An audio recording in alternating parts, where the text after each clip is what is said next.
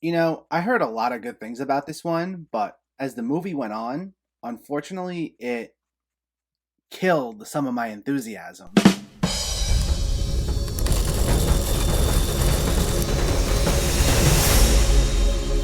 What's going on, everyone? Welcome back to my channel. Today, we're talking about a brand new VOD release, The Killing of Two Lovers. Before we begin, let me know in the comments what your thoughts on this movie were, if you already saw it, or if you were planning on seeing it, and make sure to hit that thumbs up button if you like these reviews, as it helps me out immensely by getting my channel out there. And if you're new here, I hope you consider hitting that subscribe button so you can stay up to date with reviews of new releases, older films, hidden gems, and so much more on a near daily basis. But let's jump right into it, and let's talk about The Killing of Two Lovers. This stars Clayne Crawford as David, who desperately tries to keep his family of 6 together during a separation from his wife. They both agree to see other people, but David struggles to grapple with his wife's new relationship.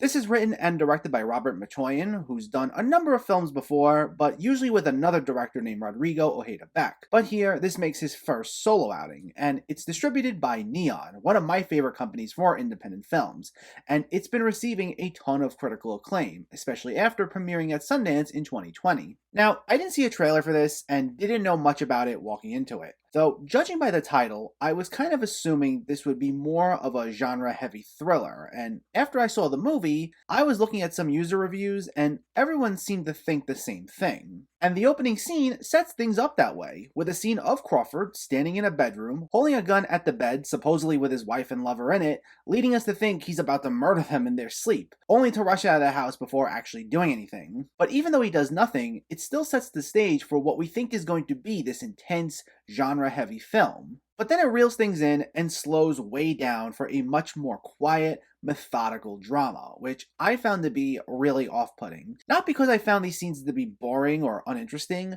but due to the tone established by that opening scene, along with the title, because I kept thinking an entirely different sort of movie was going to kick in at any given moment. Now that winds up not being the case, and it leads to an issue that hung over the entire film. What this winds up being is a more meticulously paced drama about a man trying his best to save his relationship. And I will say, despite the fact I was totally thrown off, what we got was actually pretty good. Stylistically, the visual aesthetic reminded me of a film from the 1970s, with the grainy cinematography giving it that auteur feel of movies from that era, which I appreciated since the 70s is one of my favorite decades for film in general. And a lot of the sequences are done in one long take each, with the camera moving around very slightly, though usually remaining in one place, and usually being wide shots, with the characters being off to the side a little bit, and the scenery itself being what's centered in the shot. And I like that that was done because this movie is, more than anything, very performance heavy and a great exercise for all the actors involved to show off their skills. Each scene, we're seeing them uninterrupted by any cuts,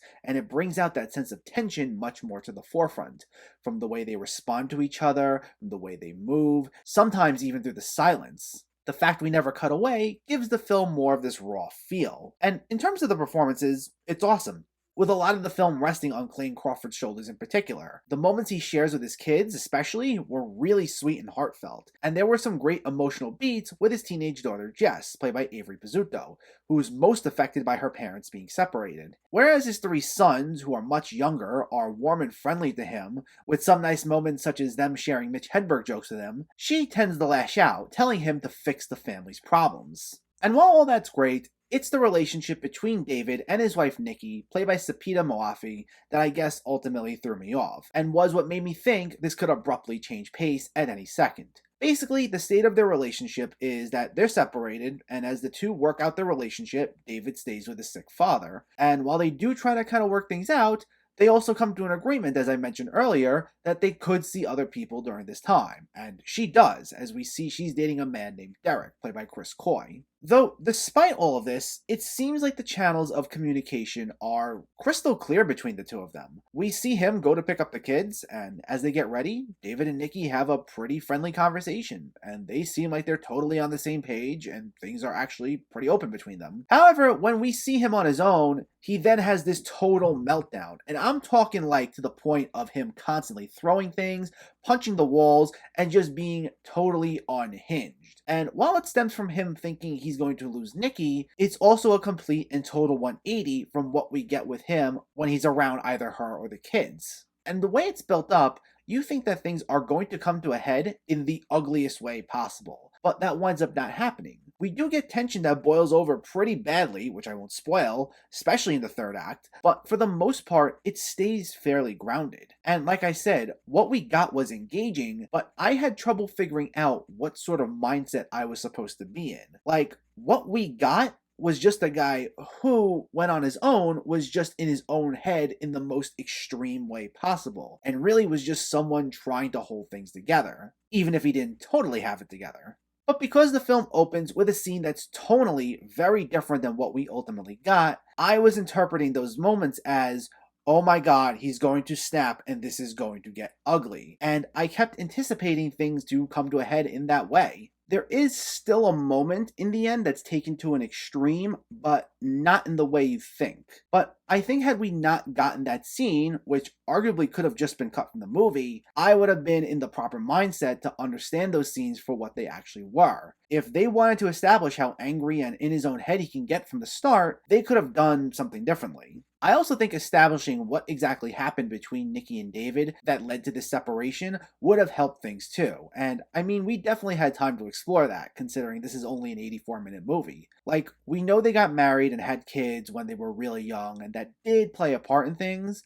but that's about all we know. And I think it would have given us a much better idea of their relationship had we got more. Because she's definitely a less developed character than he is, and I'd love to know what exactly could have happened that, despite the fact they're so friendly with one another when seeing each other, she starts seeing someone else and seems like she's ready to move on. The only thing I can think of is maybe she has seen the other side to him, and she has seen those freakouts herself, but that's never made clear, and because it's not made clear, it doesn't totally justify some decisions made by her. Now, I mean, David makes some pretty bad decisions himself, like in that opening scene and in some other moments that I won't spoil, but even if we don't agree with what he does, at least we got a little more of an understanding of where he was coming from, whereas we didn't get that with her, and I would have liked to have seen that.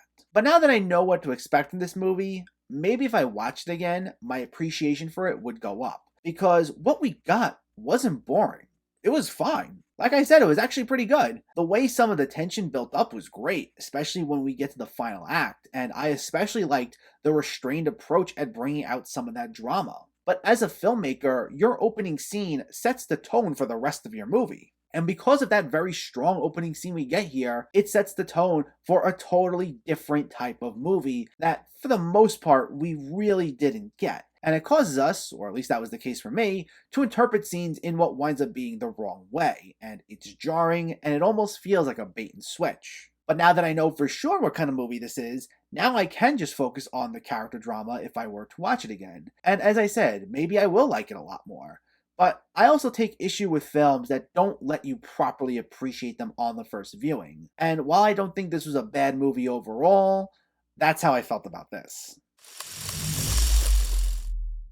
The Killing of Two Lovers was fine. While it's got some really solid performances, especially from Clayne Crawford, as well as some solid character drama and some excellent moments of tension brought out by Robert Matroyan's direction, it also winds up being misleading and not in a good way. It's not a genre-heavy film, but it keeps making you think it's going to be, and because of that, it makes the film feel jarring when watching it for the first time. I think it'll probably get better with repeated viewings, but the fact that it forces you to watch it multiple times in order to properly appreciate it didn't totally sit right with me. Overall, it's not bad, but just proceed with caution here. The Killing of Two Lovers gets a 6.5 out of 10. So let me know, did you see The Killing of Two Lovers, or are you planning to see it, and what were your thoughts? Did you really enjoy this one? What's one of your favorite relationship dramas? Let me know in the comments below so we can discuss. Also, if you enjoyed this video, please like it and share it, and for more movie reviews and film discussion, please make sure to hit that subscribe button to stay updated. Thanks for watching everyone, and keep having fun with film.